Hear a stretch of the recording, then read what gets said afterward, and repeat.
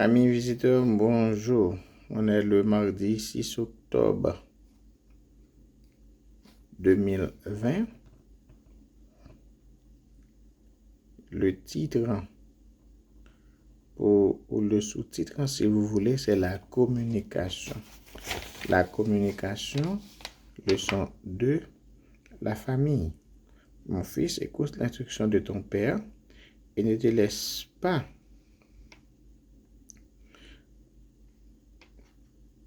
dans l'enseignement de ta mère. Ne délaisse pas l'enseignement de ta mère. Proverbe chapitre 1er, verset 8. Si on veut faire une petite récapitulation de la leçon de la famille, puis la famille dimanche et l'enfance de Jésus lundi, on voit clair l'éducation familiale. Nos premiers parents ont reçu l'éducation directement de Dieu. Et l'enfant Jésus a reçu l'éducation de son père et de sa mère. Il n'a pas été à l'école.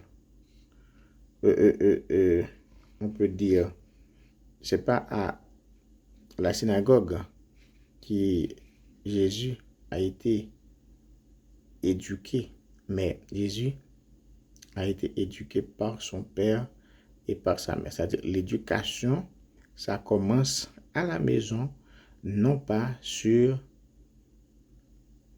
les bancs de l'école. Aujourd'hui, on va voir la communication. Avant même d'entrer dans la leçon, j'aimerais vous expliquer la communication en quelque part. Pour qu'il y ait communication, il faut qu'il y ait toujours un émetteur, un récepteur, il faut qu'il y ait de l'espace. L'espace qu'il y a entre l'émetteur et le récepteur, ça s'appelle canal. Le canal, c'est le moyen par lequel le message puisse transmettre. C'est-à-dire que quand il y a ces trois choses-là, maintenant, il y a une réponse qu'on attend, c'est le feedback. Le feedback, ça pourrait positif, ça pourrait être négatif. C'est-à-dire, lorsqu'on fait l'éducation de vos enfants, cela ne veut dire pas pour autant l'enfant va suivre directement ce que vous avez tracé. Mais si l'enfant ne vous suit pas, vous n'êtes pas responsable car vous avez fait votre devoir, ce que Dieu vous a demandé à faire, vous l'avez fait. Communication, on dit qu'il y a communication, il y a trois choses qui doivent mise en évidence. Il y a l'émetteur, moi qui vous parle, je suis votre émetteur. Vous qui m'écoutez, vous êtes récepteur. Par lequel vous m'avez reçu, c'est le message, on dit c'est le canal. Maintenant, le message que vous avez reçu, qu'est-ce que vous l'aurez fait avec si vous avez bien imbu, bien lu le message, bien compris et accepte le message, vous faites, c'est-à-dire que le feedback est positif, mais si vous avez rejeté le message, le feedback est négatif. On dit, au sens strict du thème éducation, à tous les niveaux, est une affaire de communication. L'éducation, au sens strict, à tous les niveaux, est une affaire de communication. Le maître est celui qui a la connaissance, la sagesse, l'information, les faits, tout ce que vous voulez à communiquer avec l'élève. Quelqu'un qui a beaucoup de connaissances doit être capable de les communiquer à d'autres. Dans le cas contraire, à quoi peut bien servir toute sa science, en tout cas en matière d'enseignement. Cependant, à un autre niveau, une bonne pédagogie, ce n'est pas simplement la capacité de communiquer. Le développement de la relation est également crucial. Un maître authentique ne peut guère faire à ses élèves de cadeaux plus précieux que celui de son amitié. Plus nous avons de relations de sympathie avec les autres, mieux nous pouvons les comprendre.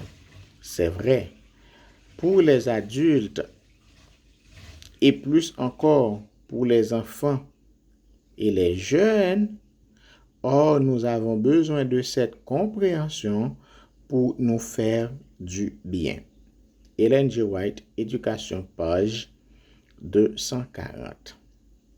Autrement dit, un bon enseignement agit sur le plan émotionnel et personnel également.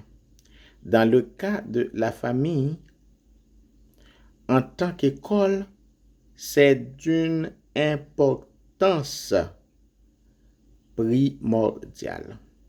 Une bonne relation doit être cultivée entre élèves et le maître. C'est à travers la communication que l'on bâtit et développe des relations. Quand les chrétiens ne communiquent pas avec Dieu, par exemple, en lisant la Bible ou à travers la prière, leur relation avec Dieu stagne. Les familles ont besoin de la direction divine si elles veulent grandir dans la grâce et la connaissance de Christ. Les versets suivants, comme je vous ai déjà donné, lisez les textes suivants. Que peut-on en apprendre sur la manière de bâtir des relations familiales fortes? Psaume 37, verset 7 à 9, Proverbe 10, verset 31, 32, Proverbe 27, 17, Éphésiens 4, verset 15, 1 chapitre 3, verset 18, Tite 3, verset 1, 2, 1 et 2, Jacques 4, verset 11. Les versets suivants peuvent vous aider à bâtir une bonne communication ou une bonne relation familiale. Si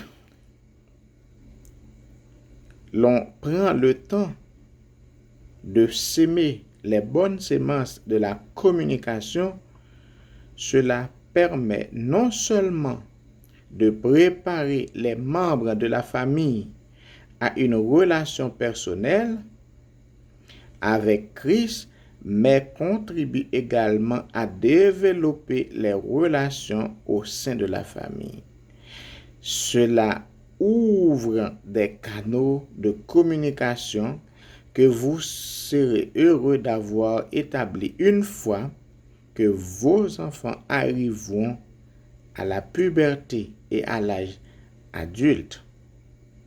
Et même si vous n'avez pas d'enfants, les principes qui se trouvent dans ces textes sont valables pour tout type de relation.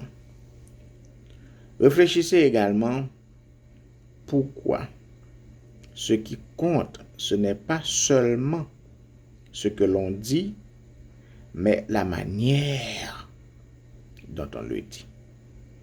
Qu'avez-vous appris de certaines situations dans lesquelles la manière dont vous avez dit les choses a réduit à néant l'impact de vos paroles, même si elles étaient justes?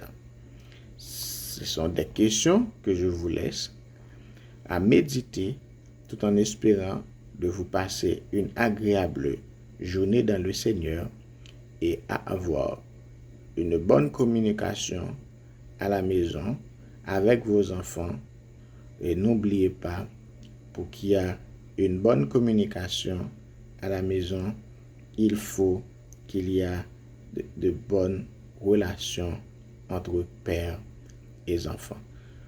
Merci beaucoup. Je vous souhaite de passer une bonne journée tout en méditant sur les paroles de Dieu. Que le Seigneur vous bénisse tous.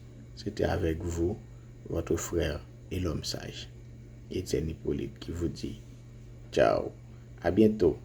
À bientôt. Sache que Jésus revient bientôt.